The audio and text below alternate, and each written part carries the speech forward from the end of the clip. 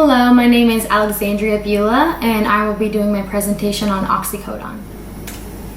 So oxycodone is a narcotic pain reliever or analgesic that is used to treat moderate to severe pain. It is used by individuals with a whole different host of conditions that can be episodic or ongoing. Some examples include cancer patients, as well as post-operation patients and patients with severe chronic pain. Oxycodone products are classified as a Schedule II drug under the Controlled Substances Act. And is only legal with a doctor's prescription. Some other street names that it's referred to as is hillbilly heroin, perk, and OC. So some history about oxycodone is that it was first developed by German researchers in 1916. Then Purdue Pharmaceuticals actually sought permission from the FDA to market oxycodone in 1994. It was approved by the FDA by 1995 and made its first appearance on the US market in 1996. Doctors were actually informed that it had less abuse potential because it absorbed more slowly than other opioid formulations or morphine. Then by 2001, it was actually the most sold narcotic pain reliever in the United States. So I'll go into detail about some of the pharmacology and physiology of oxycodone. Oxycodone is a semi-synthetic opiate that was derived from the opium poppy. It does have activity on the mu, delta, and kappa receptors. The mu receptor is the main receptor responsible for pain relief. So these opioid receptors take place in different regions of the brain that are responsible for perceiving pain, regions involved with euphoria, as well as other organs of the body. Most of the oxycodone is metabolized by the liver, whereas the rest is excreted by the kidney. Similar to other opiates, oxycodone induces pharmacological effects, including feelings of relaxation, analgesia, and euphoria. It is very effective in eliminating neuropathic, somatic, and visceral pain.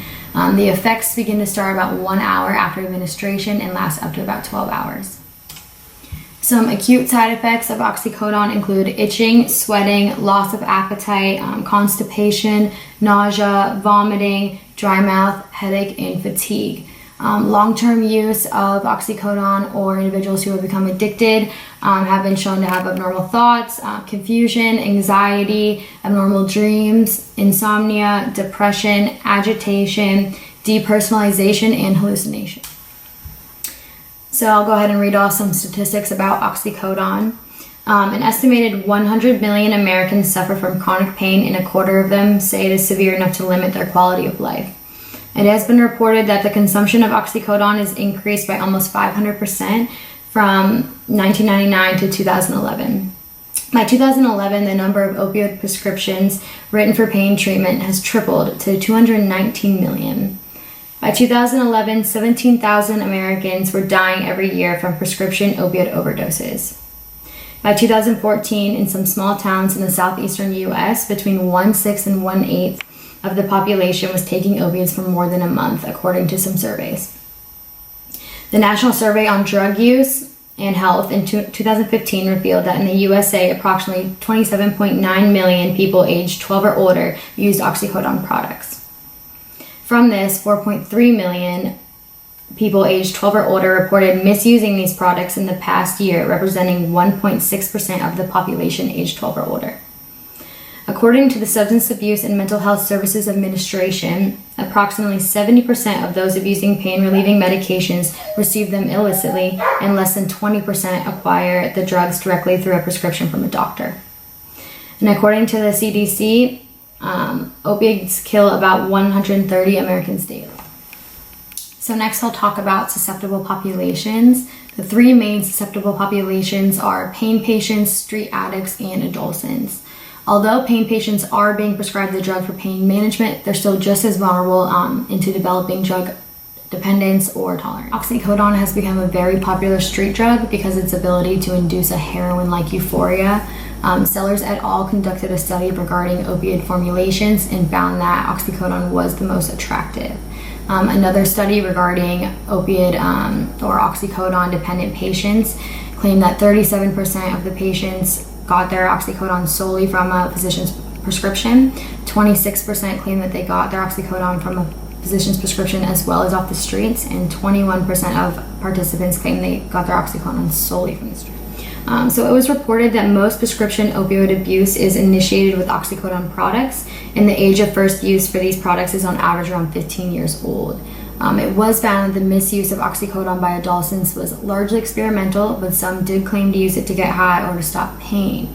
It was also found that the misuse of oxycodone by adolescents is largely because they assume that it is controllable or safe, as well as they have easy access to it in some of their friends' or family's medicine cabinets. So there are several current efforts in place to reduce oxycodone or opioid abuse. One program is called the 1RX program, and it's been set in place in order to help prevent opioid abuse. So each and every patient receiving an opioid prescription is screened for opioid use disorder with the opioid risk tool.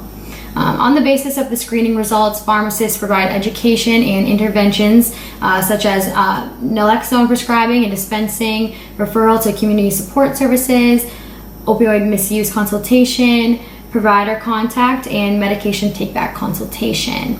Another act has been put in place called the Comprehensive Addiction and Recovery Act, which authorizes about $181 million each year to respond to the opioid epidemic by increasing prevention programs and availability of treatment. Another effort put in place is prescription drop boxes outside of different pharmacies, where you can drop off your finished prescription. If you didn't use all of the pills, you can put it in there to safely dispose of.